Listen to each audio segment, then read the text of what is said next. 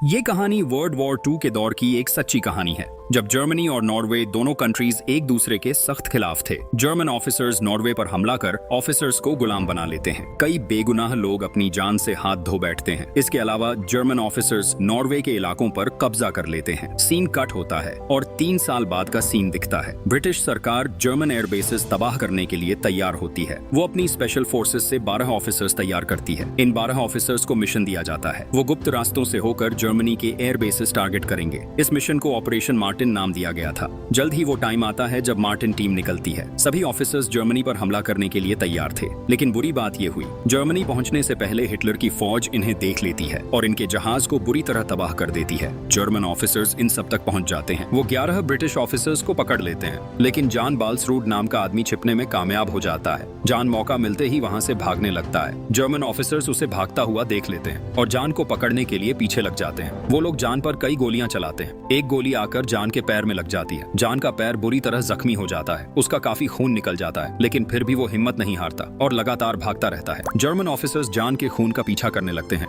लेकिन जॉन किसी तरह उनकी नजरों में आने से बच जाता है। जॉन कई घंटे चलता रहता है। जल्दी ही रात हो जाती है। उसके सामने एक नदी आती है। जॉन जानता था अगर रुका तो पकड़ा जाएगा। जर्मन ऑफिसर्स उसे बंदी बना लेते। उसे जल्दी कोई सेफ ठिकाना ढूंढना था, क्योंकि ये ठंड का मौसम था और जल्दी ही बर्फबारी शुरू होने वाली थी। जॉन मजबूरी में ठंडे पानी में उतर जाता है। वो धीरे धीरे आगे बढ़ने लगता है। जल्दी ही जर्मन ऑफिसर्स वहां पहुंच जाते हैं। वो पूरा इलाका छान मारते हैं, लेकिन जॉन उन्हें कहीं दिखाई नहीं देता। कमांडर पानी छूकर अंदाजा लगाता है। वो सोचता है जॉन मर चुका होगा। बिना प्रूफ वो लोग वापस लौट जाते हैं। सीन कट होता है। हमें कर्ट स्टेज नाम का एक जनरल दिखाया जाता है। वो जॉन के बाकी 11 साथियों से पूछताछ करता है। जब कर्ट को पता चलता है जॉन बाल्सरूड वहां मौजूद नहीं है, वो बहुत गुस्से में आ जाता है। कमांडर उसे बताता है जॉन नदी में मर गया। ठंडे पानी में जॉन की मौत हो गई। हमने डेड बॉडी ढूंढने की कोशिश की, लेकिन बॉडी कहीं नहीं मिली। कर्ट बिना बॉडी देखे बात नहीं मानता। वो 12वें कैदी को पकड़ना चाहता है। वो स्पेशल फोर्स को जॉन की तलाश भेजता है। इधर जॉन किसी तरह नदी से बाहर निकलता है। उसकी हालत अब बहुत खराब हो चुकी थी। ठंड से उसकी बॉडी के हिस्से जम चुके थे। फिर भी जॉन हिम्मत नहीं हारता।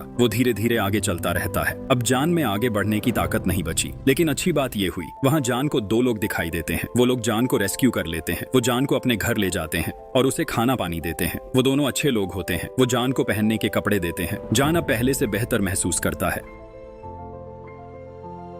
इधर कर्ट बाकी 12 लोगों से पूछताछ करता है। वो उनसे यहाँ आने की वजह पूछता है, लेकिन उनमें से कोई भी मुंह नहीं खोलता। काफी देर तक कर्ट को कोई इन्फॉर्मेशन नहीं मिलती। तब वो बहुत गुस्से में आ जाता है। अब वो सभी को टॉर्चर करना शुरू करता है। वो उन्हें बहुत दर्दनाक सजा देता है। असल में कर्ट को पता होता है कोई इंसान ठंडे पानी में 20 मिनट्स रहता है, इसलिए उसे यकीन होता है उनका 12वां साथी जिंदा है। कर्ट खुद पानी में जाता है। वो 20 मिनट्स का टाइमर लगाता है। पानी से निकलते ही कर्ट पागल हो जाता है। वो गुस्से से भर चुका होता है। अब वो हर हाल में आखिरी साथी ढूंढना चाहता है। इधर सुबह तक जॉन बेहतर हो जाता है। अब वो पहले से काफी ठीक महसूस करता है। उसे पता है अगर वो यहाँ रुका जर्मन ऑफिसर्स यहाँ तक आ जाएंगे, इसलिए सुबह होते ही जॉन आगे निकल जाता है। जॉन कई दिनों तक लगातार पैदल चलता है। उसके चारों तरफ बड़े बर्फ के पहाड़ होते हैं। उसे नहीं पता उसे कहाँ जाना है। उसे ये भी नहीं पता वो वापस पहुंचेगा या नहीं। एक दिन जॉन को एक घर दिखाई देता है। जॉन डरते डरते वहाँ जाता है। वहाँ उसे एक ओल्ड लेडी दिखती है। जॉन लेडी को बताता है वो ब्रिटिश आर्मी ऑफिसर है। तब लेडी जॉन को अपने घर ले आती है। वो जॉन का अच्छे से ख्याल रखती है। लेडी जॉन को एक आदमी का पता बताती है। वो आदमी उसकी मदद कर सकता था। जॉन बिना वक्त जाया किए निकल जाता है। रात होने से पहले जॉन वहाँ पहुँच जाता है। वो आदमी अपनी वाइफ और बेटी के साथ रहता था। जॉन जाते ही लेडी के बारे में बताता है, जिसने उसे इनका पता दिया था। वो लोग जॉन को घर में रहने देते हैं, उसे खाना देते हैं और उसका अच्छे से ख्याल रखते हैं। कपल की लेडी जॉन को बताती है उसकी एक फ्रेंड हॉस्पिटल में नर्स है। वहीं जॉन के बाकी साथी रखे गए हैं। लेडी बताती है उसके साथी बहुत खराब हालत में है। जर्मन्स उन्हें बहुत बुरी तरह टॉर्चर करते हैं और उनमें से कुछ अपनी जान से हाथ धो बैठे हैं। जॉन ये सुनकर परेशान हो जाता है। वो अंदर से टूट जाता है। उसे समझ नहीं आता अब क्या करे। वो पूरी तरह बेबस होकर रोने लगता है। जॉन अब एक फैसला करता है। वो फौज के खुफिया रास्तों का पता लगाएगा। वो अपनी कंट्री वापस जाएगा ताकि ब्रिटिश आर्मी जर्मन के अड्डों पर हमला किया जा सके और जर्मनी को शिकस्त मिले। ऐसे ही कुछ दिन गुजर जाते हैं। जॉन अब पहले से काफी बेहतर हो जाता है। इधर जॉन के बाकी साथी दिखाए जाते हैं। वो जर्मन से बहुत तकलीफ झेल चुके चुके थे, लेकिन कर्ट को कोई इन्फॉर्मेशन नहीं मिलती। इसीलिए गुस्से में कर्ट सब जर्मन्स को लाइन में खड़ा करता है और एक ही बार में सबको गोलियों से भून देता है। 11 के 11 जर्मन्स मारे जा चुके थे। कमांडर कर्ट से कहता है, हमारी फोर्स कई दिनों से 12वें जर्मन को ढूंढ रही है। हमने जंगल से लेकर सहरा तक ढूंढा है, हर जगह छान मारी गई है, लेकिन 12वां साथी कहीं नहीं मिला। वो कहता है न्यूज में ये बता दिया जाए जर्मन आर्मी ने 12 ब्रिटिश ऑफिसर्स मार दिए, लेकिन कर्ट साफ इनकार कर देता है। वो कहता है वो हिटलर को गलत इंफॉर्मेशन नहीं देगा जब तक उसे पूरी तरह यकीन न हो। इधर हमें जान दिखाया जाता है, वो अपना सफर शुरू कर चुका होता है। एक दिन उसे एक मछुआरा दिखाई देता है। वो मछुआरा सफर तय करने में मदद करता है। बोट में जैन को एक न्यूज़पेपर मिलता है। न्यूज़पेपर पढ़कर जान को सच्चाई पता चलती है। जान जानता है कर्ट हिटलर का खतरनाक ऑफिसर है। आज तक कोई कैदी कर्ट की जेल से भागा नहीं। मछुआरा जान को सावधान करता है, हर कदम सोच समझकर रखने को कहता है, क्योंकि कर्ट की फोर्स उसे हर जगह ढूंढ रही है। कुछ देर बाद वो लोग एक जगह रुकते हैं। वहाँ मछुआरा जान को गर्म कपड़े देता है। वो उसे थोड़ा खाना भी देता है ताकि आगे का सफर आसान हो सके। जान यह पैदल सफर शुरू करता है। चारों तरफ सिर्फ बर्फ ही बर्फ होती है। सामने की तरफ घना जंगल होता है। धीरे धीरे कर्ट को यकीन होने लगता है 12वां ब्रिटिश ऑफिसर अब तक मर चुका होगा, क्योंकि स्पेशल फोर्सेस कई दिन खोज चुकी थी, लेकिन 12वें कैदी का कोई पता नहीं चला। कर्ट 12 ब्रिटिश ऑफिसर्स की डेड रिपोर्ट बनाता है। वो रिपोर्ट हिटलर को भेज दी जाती है। जान लगातार आगे बढ़ता रहता है। सामने उसे एक गांव दिखाई देता है। जान वहां चला जाता है, लेकिन वहां पहले से जर्मन ऑफिसर्स मौजूद होते हैं। उनमें कर्ट भी शामिल होता है। जान चुपचाप वहां से गुजर रहा होता है। तभी बर्फ पर उसका पैर स्लिप हो जाता है। जान नीचे गिर जाता है। कर्ट पास आकर जान का मजाक उड़ाता है। वो जान को जाने देता है। जान के जाते ही कर्ट को शक होता है, शायद वही 12वां ब्रिटिश ऑफिसर था। कर्ट जल्दी अपनी एक टीम तैयार करता है। वो जान के पीछे भेज देता है। इधर जान जल्दी में वहां से निकल रहा था। तभी ऊपर से फाइटर जेट में बैठी टीम उसे देख लेती है। वो लोग जान पर गोलियां बरसाते हैं, लेकिन एक भी गोली जान को नहीं लगती। अचानक स्नो स्लाइडिंग होने लगती है। वहां तेज तूफान आ जाता है। जान इसी तूफान के नीचे दब जाता है। ऊपर से कर्ट की टीम काफी देर तक ढूंढती है, लेकिन जान बर्फ के नीचे दबा होता है। काफी मेहनत के बाद भी उसे नहीं ढूंढ पाते, इसलिए टीम वहां से वापस चली जाती है। काफी घंटे बाद जब जान की आंख खुलती है तो उसकी पूरी बॉडी बर्फ से जमी हुई थी। वो मरने के बिल्कुल करीब पहुंच चुका था। उसके हाथ पैर सुन्न हो चुके थे, यहाँ तक कि उसके हाथ के नाखून उतरने लगते हैं। ऐसे ही 2 दिन गुजर जाते हैं। जान अभी भी बर्फ में फंसा रहता है। अब उसकी आंखें हिलना भी बंद हो जाती हैं। फिर भी जान हिम्मत नहीं हारता।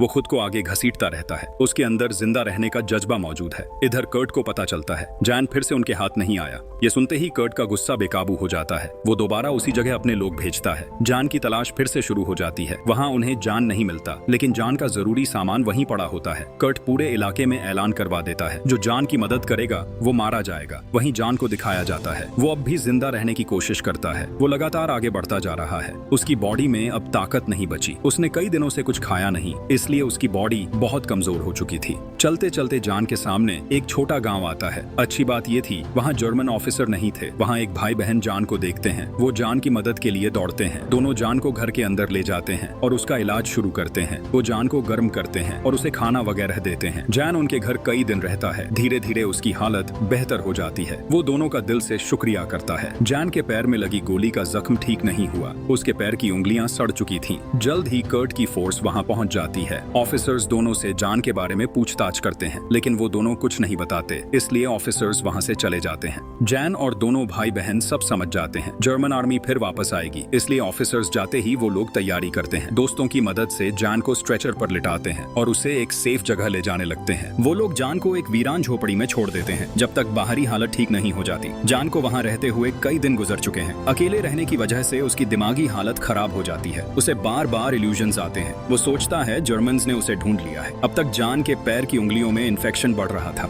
अगर जल्दी इलाज नहीं किया गया तो नुकसान और बढ़ सकता था। जान एक बड़ा फैसला करता है। वो अपने चाकू से सड़ी हुई उंगलियां काट देता है। इससे उसे बेहद दर्द होता है, लेकिन इन्फेक्शन फैलता नहीं और उसकी जान बच जाती है। ऐसे ही जान वहां रहते हुए पूरे 9 दिन गुजार देता है। दोनों भाई बहन फिर से जैन के पास आते हैं, क्योंकि अब उसकी हालत पहले से काफी बेहतर हो चुकी थी। वो लोग जैन को एक स्ट्रेचर पर लिटाते हैं और पहाड़ी के ऊपर ले जाने लगते हैं। जल्दी ही वो जैन को एक चटाई के नीचे छुपा देते हैं और उसे भरोसा देते हैं। कहते हैं जल्दी एक आदमी आएगा और जैन को बॉर्डर पार करने में मदद करेगा। वो लोग जैन को वहीं छोड़कर चले जाते हैं। थोड़ी ही देर बाद रात हो जाती है, लेकिन अब तक वो आदमी नहीं आया। अब तक टेम्परेचर भी माइनस में चला जाता है। जैन अब पूरी तरह हिम्मत हार चुका था। उसे समझ आ गया था कि उसकी मदद के लिए कोई नहीं आने वाला। अगली सुबह दोनों भाई बहन दिखाए जाते हैं। वो आपस में बात कर रहे होते हैं। उन्हें लगता है जैन बॉर्डर पार कर चुका होगा। तभी एक आदमी उनके पास आता है। वो बताता है जैन उसे कहीं नहीं मिला। ये वही आदमी था जो जैन को बॉर्डर पार करवाने वाला था। ये सुनकर दोनों बहुत परेशान हो जाते हैं। वो जल्दी उसी जगह पहुंचते हैं जहां जैन को छुपाया गया था। जैन के ऊपर बर्फ जम चुकी होती है। वो लोग जल्दी बर्फ हटाते हैं। जैन की बॉडी जमी हुई होती है, लेकिन मदद देखकर उसे थोड़ी हिम्मत मिलती है। इतने दिन बिना खाना पानी जैन जिंदा था।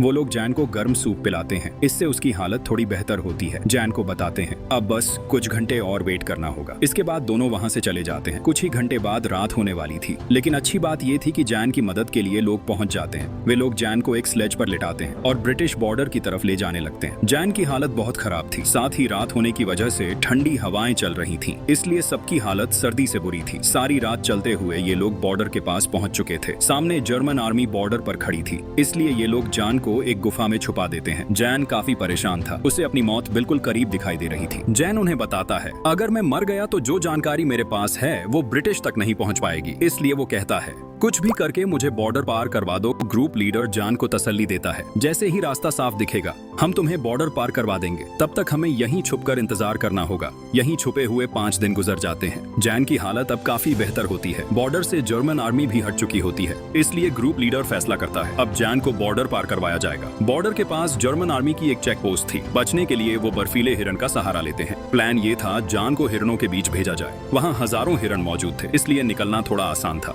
जैन को हिरणों के साथ आगे भेज दिया जाता है। जर्मन ऑफिसर्स दूरबीन से हिरणों को देख रहे थे, लेकिन उन्हें जैन कहीं दिखाई नहीं देता। पहले सब सही चल रहा था। अचानक जैन का स्लेज अलग हो जाता है। जिस रस्सी से स्लेज बंधा था वो खुल जाती है। तभी जर्मन ऑफिसर्स जैन को देख लेते हैं। अब जैन को खुद अपनी मदद करनी थी। वो बची हुई ताकत इकट्ठा करता है। जैन अपना स्लेज आगे धकेलता है और एक बड़े पत्थर के पीछे छुप जाता है। जल्दी ही जर्मन ऑफिसर्स वहां पहुंच जाते हैं। वो जैन को ढूंढने लगते हैं। जैन को अपनी मौत सामने दिखती है। तभी जैन के सामने एक हिरन आता है। उसी वक्त जैन का दिमाग काम करता है। वो हिरन की रस्सी खुद से बांध लेता है। तभी जैन अपनी गन से गोली चलाता है। आवाज सुनते ही हिरन डर जाता है और तेजी से वहां से भागने लगता है। जर्मन ऑफिसर्स उस पर कई गोलियां चलाते हैं, लेकिन इस बार भी जैन को एक गोली नहीं लगती। हिरन जैन को बॉर्डर तक पहुंचाता है और ब्रिटिश की सरहद में ले आता है। जैन अपनी कंट्री की सरहद में पहुंचकर बहुत खुश होता है। उसकी सांस में सांस आती है। जब कर्ट को यह पता चलता है उसे यकीन नहीं होता कि उसकी जेल से एक आदमी भाग गया और अपनी कंट्री वापस चला गया। सीन कट होता है और 3 महीने बाद दिखाया जाता है। जैन अब पूरी तरह ठीक हो चुका था, लेकिन अब भी उसके दिल में जर्मन्स के खिलाफ आग जल रही थी। जैन फिर से नॉर्वे आता है और जर्मन की सारी जानकारी अपनी कमांडर को देता है। जैन की इस बहादुरी की वजह से बहुत सारे बेगुनाह कैदी आजाद हुए। 1945 में यह जंग खत्म हो जाती है। जैन सभी की नजर में हीरो बन चुका था,